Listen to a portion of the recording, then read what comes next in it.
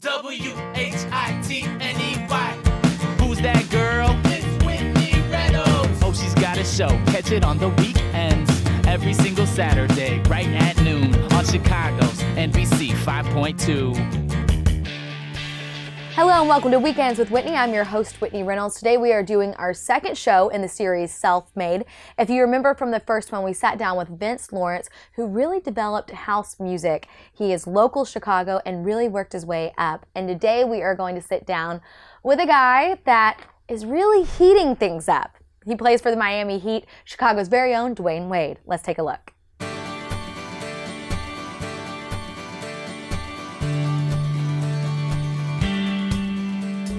Hello, welcome back to Weekends with Whitney. I'm your host, Whitney Reynolds, and we are sitting with Chicago's own Dwyane Wade. Welcome to the show. Well, thank you. Now, we are in your neck of the woods right now because this is Chicago. You're back. How does it feel to be back? It's always great to come back home. I don't get a lot of time back, but when I come back home, I try to make it impactful. I love that. Now, your weekend is Wade's World Weekend. Yeah. That's a W3. That's a W3, yeah. I hate to say this, guys, but I think he kind of took on to our logo here. But but it is so good to have you back. And tell us about this weekend. Like, what are you trying to do? Well, through my weekend, I think every year we try to focus on the need in the community. And this year we're focusing on two different areas. We're focusing on literacy, and we're focusing on bullying. You know, obviously it's a big needs in the community. And we try to get in front of our youth, you know, kind of while they're going through the process and some beforehand, in a sense. So we're trying to make sure we direct them on the right track and before they get off of it.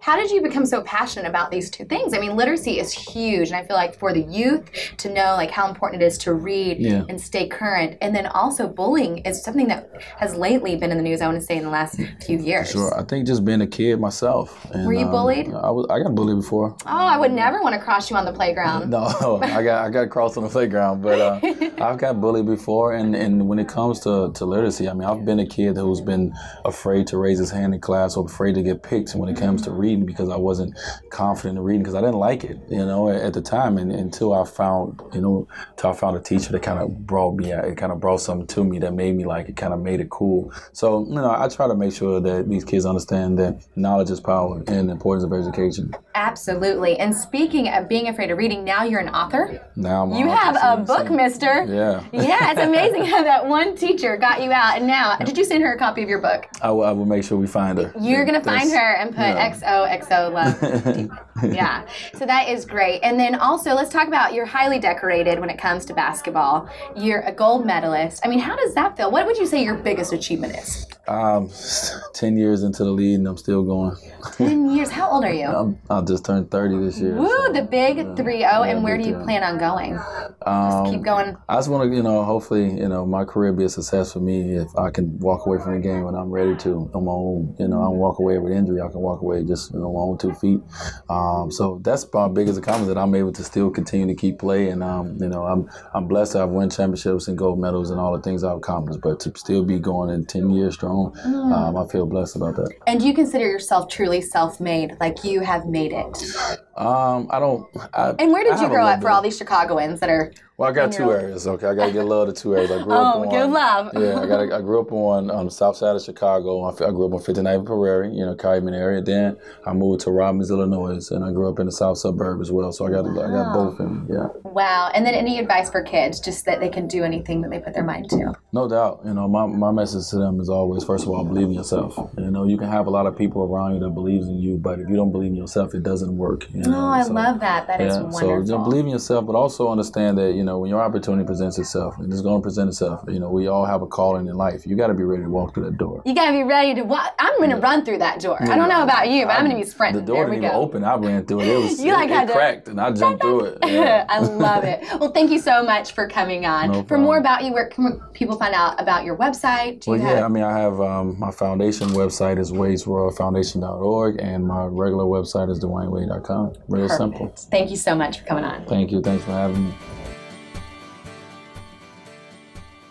What an encouragement for all of you kiddos at home that are thinking to yourself, can I do big things? Of course you can.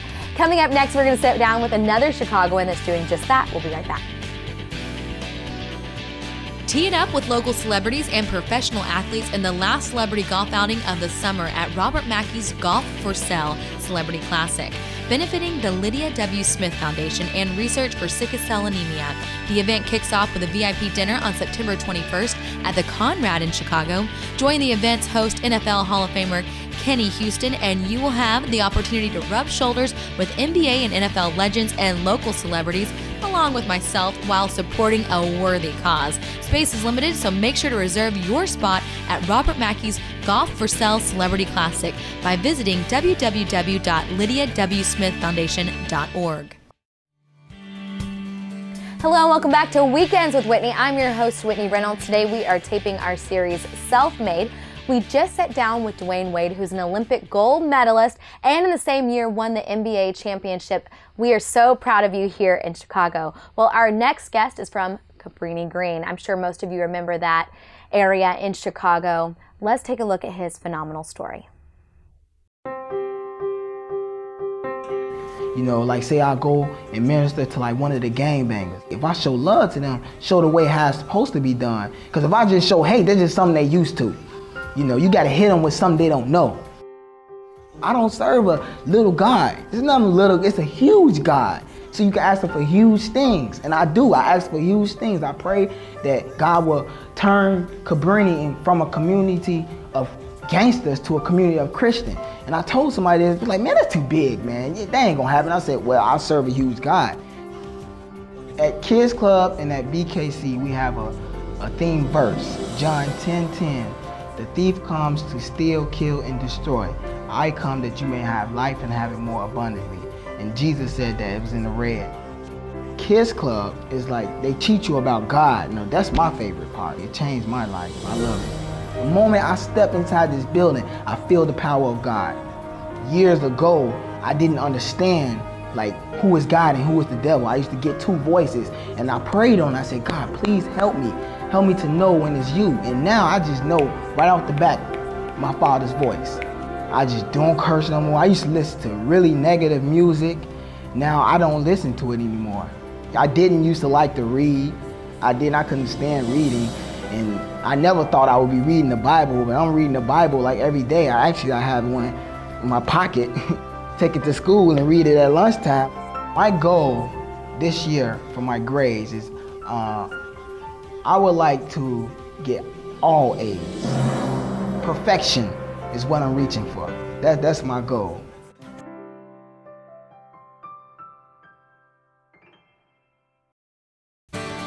Well, what an amazing story from Travis from growing up in Cabrini Green. Coming up next, we actually have him joining us. We'll be right back. This portion of Weekends with Whitney is brought to you by Fans Edge, the premier spot for sports apparel. No matter where you live or what team you support, Fans Edge offers a huge selection of officially licensed team apparel and collectibles. Shop with confidence from a trusted company that's been providing the very best in service and value since 1998.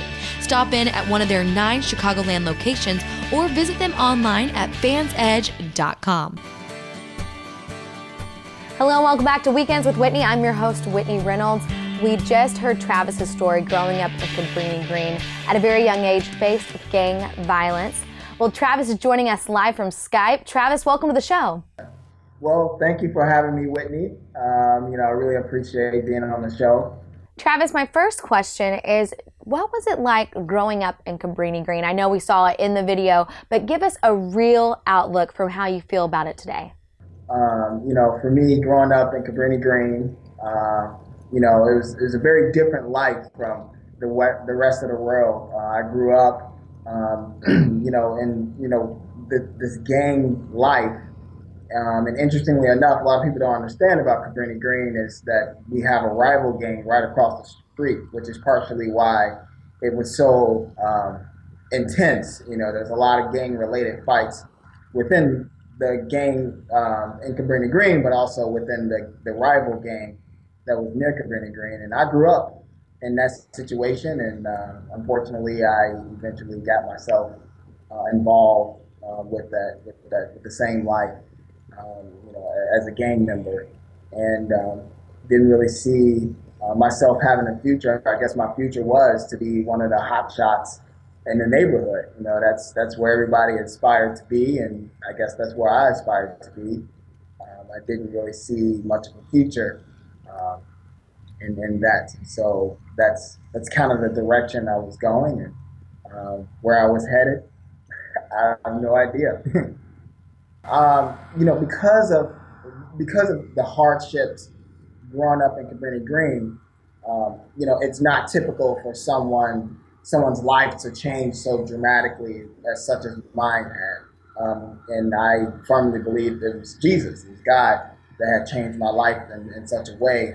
And so a video was made. It actually wasn't anything that was initiated by me, but a video was made to document my testimony about just how much God had changed my life you know, through this Christian organization by the Hand Club that began in Cabrini Green, literally in the center of Cabrini Green, where they took young men and women such as me during that time and taught us about Jesus, and not just simply about Jesus, but practically, you know, how to excel academically, how to excel intellectually, and of course spiritually, and even emotionally. I mean, just this holistic viewpoint of becoming a better us.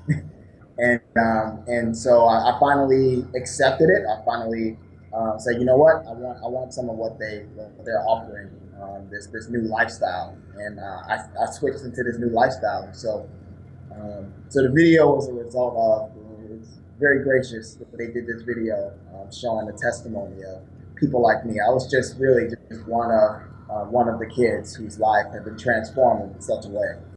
Wow, that is incredible. Well, looking at where you are today, did you ever picture this as a young boy that you'd be making it? Wow, Whitney, looking at where I am today, in contrast to where I was, you know, I said the right word, contrast.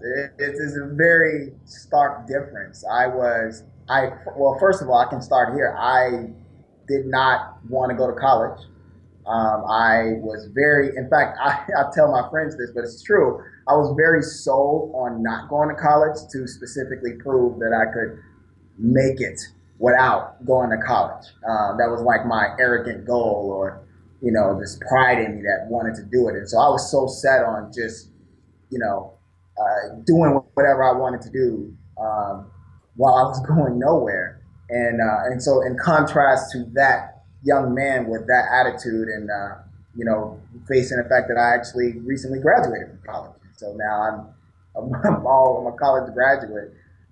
You know, now, as opposed to that was 11 years ago, where I specifically didn't want to go to college. And there are so many different areas that I can throw out. You know, whereas I used to be extremely violent. I was a very angry person. I had unfortunately grew up without the presence of my father in my life, and I feel like there was a lot of anger built up inside of me, and I took it out as I was a gang member. I took it out in fights, and you know, I was called the demon child, and so thinking about my old nickname, the demon child, being just explosive with anger, to now, you know, how I am now. I'm very calm, and I'm very patient with people, even in the most intense situations, by the grace of God, of course. I have joy within those difficulties and hardships. I don't just bottle up anger and take it out on people like I used to. So, I mean, I can go on and on and on with it, but I just wanted to. Okay, so if some child is watching today and they feel like they are relating with your story, whether they grew up in the north or south, east or west side, no matter where they are, but they feel like they can relate, what advice would you give them? The advice you know, it's a good one, because, you know, I would say the advice I have given to kids who were in my situation, and the advice I plan to give, and as I get older, I get wiser and learn more about how to relate to the younger generation who were in the situation I was in, is, you know, I believe that one of the biggest difficulties in Cabrini Green is the fact that many residents of Cabrini Green did not get outside of Cabrini Green. And so the way our mindset was, it was according to the the lifestyle that Cabrini Green produced. And it was very difficult for us to see anything different. And so we didn't live anything different. And so one of the very crucial advices, and it's really practical, is simply get outside of your neighborhood. Wow. Interestingly enough, my mom, who has been, by the way, an amazing instrument in my growth as well, and I still visit her back in Cabrini Green, although there is no Cabrini Green anymore. She lives in where Cabrini Green used to be, in one of the new buildings. You know, so I don't necessarily even see myself as leaving Cabrini Green, I should say, but I left for college. And now that I'm done with, I finished college, I have a job here in Bourbonnais. I went to Olivet Nazarene University, by the way. The advice I give is, I'm just going to give it to you straight, is to accept Jesus. And by the way, I hear that Dwyane Wade is also on your show. I wanted to say that back in April, he was, I believe, was in the same room with me. And when we was at By the Hand Club Spring Benefit, and I didn't get a chance to meet him. And now it's almost like destiny, because I was in the same room with him and I didn't meet him, and I'm on the same show with him. At some point, I feel like we're destined to meet and connect at some point. So I also want to say hello to Dwyane Wade, and we'll connect at some point. Travis, thank you so much for coming on and sharing your story. You truly are self-made, buddy. We'll be right back, guys. Summer might be coming to an end, but your tan doesn't have to. Visit www.coutureairtan.com to get that summer glow all year round. Want the Whitney look? Well, now you can have it. Visit K Page Salon, located at 956 West Webster, or call 773-477-3000 and tell them Whitney sent you. Hello and welcome back to Weekends with Whitney. I'm your host, Whitney Reynolds. Today we are doing our second show in the series Self-Made. I'm joined by Ellen Burton. Thank you for offering up your office for us today. Welcome. This is where you do life coaching day in and day out, and that is exactly why we have you on today. You've heard these amazing stories of these self-made folks. Dwyane Wade, a true Chicago success story. And he's still living it out. That's one thing, is sometimes people make it and they take steps back eventually, but he's still going full steam ahead. And then Travis's story is absolutely phenomenal. And both are very inspiring, and it's admirable that they're giving back. They didn't just get there and then kind of rest and lay back in a pool somewhere and eat bonbons. They're actually going out with their story to inspire other people, which is one of the big steps around all of us being successful this way. That's what's incredible. I think one of the things about this series that always resonates with me is so many times you turn on the TV and you think, how did this person get there?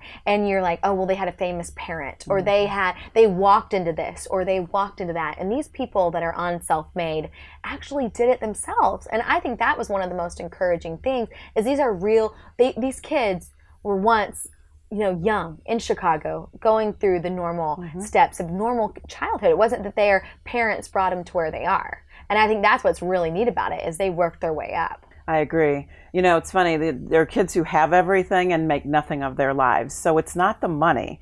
And the other thing is, there are some people who are very successful, who make a lot of money and don't have that kind of peace and inner feeling of well-being that both of those gentlemen had. And I think one of the ways to get there is that people get really clear on what they want, and they don't get detoured. You know what they say, obstacles are what you see when you take your eyes off the goal. But we have to have goals, really clear goals about what we want to be successful, and then we feel successful. We don't just look successful. I love that. Going to Travis's story, obviously By the Hand really stepped in a very important time in his life. And I feel like whether we're resonating with the two boys' stories, or we're that person where we can be an encourager, I feel like there's two lessons to be learned here today. Being that encourager for a young child. I mean, children really are the next generation. I know I've been seeing that firsthand with the kids that I've been able to read to at By the Hand, is you're really having a direct impact on those. But then also for the child that is trying to make up their mind with where they are going to go with life, like, still knowing they can do it. Yeah, it's very true. And one of the things that I notice, Whitney, is that people have this sense of, you know, I'm going from one task to another, I'm paying my bills, I'm going to work, coming home. We think that nobody's paying attention, but the fact of the matter is we don't know who's watching us. That's right. And we almost need to live our lives in this way of honor and dignity and honesty and integrity, because we don't know who's watching. It could be one of our children, it could be a neighbor kid, it could be a niece or nephew who you see once or twice a year, but they hear stories about what you're doing to bring yourself up, to be successful, to feel successful, and they're listening and taking notes and paying attention. We don't know who's doing it, and we need to show up that way.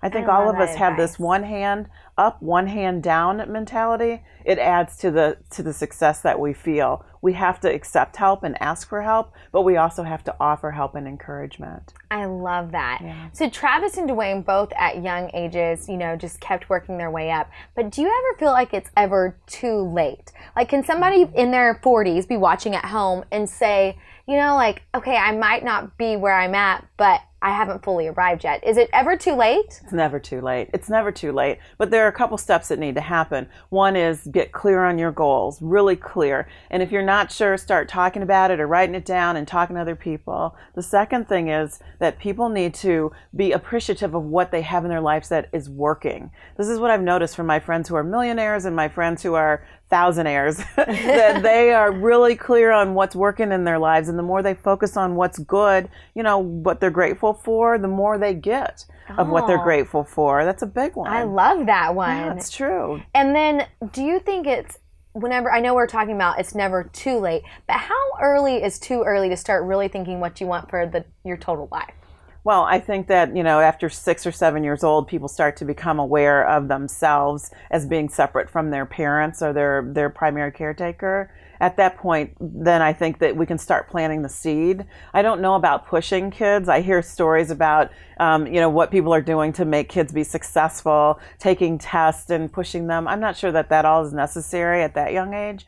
But planting the seed of success, you can do anything. Boy, have you ever thought about doing this? Wow, I heard about a kid who really enjoyed that. Sports, math, science, whatever it is. Find out what that kid's interested in and then feed it. You know, it's like these 10,000 hours of activity is what made Bill Gates be as successful as he is, right? But the question was, why don't we give all kids that 10,000 hours in an area that they're interested in? We would have more Bill Gates. It's not money. It's making the time and giving the appreciation for something that fires you up. That is amazing. One of my favorite stories that my mom loves to tell on me is whenever I was a young child, you know, I always knew I wanted to be a talk show host, but it was either, I had like 5 things. I was like, I want to be a talk show host, a teacher, a hairstylist, and there were 5 of them. And my mom never said, okay, this is the path you're going to be on. She always let me investigate whoever I fully was going to be. And I have to say that was part of what shaped me to want to fully go in this direction. Yeah, love that story. And here's the other great thing your mom did. She didn't disqualify any of them. She didn't say, girls don't do that, or no one in our family's ever done that. She didn't cut down any of them. She just said, okay, that sounds great. I'm Let's pretty go sure after that. she told me I could be the first woman president. I love that. You gotta love And moms. she could still be right. Oh, so sweet. Well, Ellen, thank you so much for coming on the show today. Where can people find out more about you? Oh, they can find me at ejburton.com. Perfect. Okay, thank you, Ellen. Thanks, Whitney. Okay, guys, you heard these amazing stories today of local Chicagoans that are just making it. If you have someone that you would like to nominate to be on our next Self-Made show, go to weekendswithwhitney.com and click Contact Us. Until next weekend, we'll see you right back here next Saturday and Sunday.